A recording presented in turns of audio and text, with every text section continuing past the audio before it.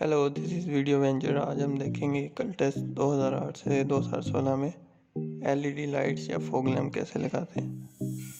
2000 से 2006 तक कल्टस में ऑप्शन आती थी कि हम उसमें फॉग लैम्प लगा सकते थे, लेकिन 2008 के बाद उन्होंने ये ऑप्शन ख़त्म कर दी थी। तो इसलिए हम खुद से एलईडी स्ट्रिप इसमें इंस्टॉल करेंगे।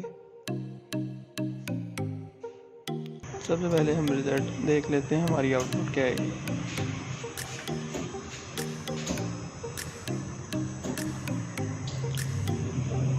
ठीक, सर्किट डायग्राम की तरफ चलते हैं। हमारे पास रिले की आउटपुट साइड को हम देखेंगे। हमारी जो पार्किंग लैंप्स हैं, हमें सिर्फ उसके 2 पॉइंट्स उठाने हैं और पैरेलल में हम जितनी मर्जी एलईडी चाहें उतनी लगा सकते हैं। यहाँ पे हम 4 एलईडी लगाएंगे, 2 राइट की तरफ और 2 लेफ्ट की तरफ। हमने सिर्फ ए और बी पॉइंट से वायर उठानी है।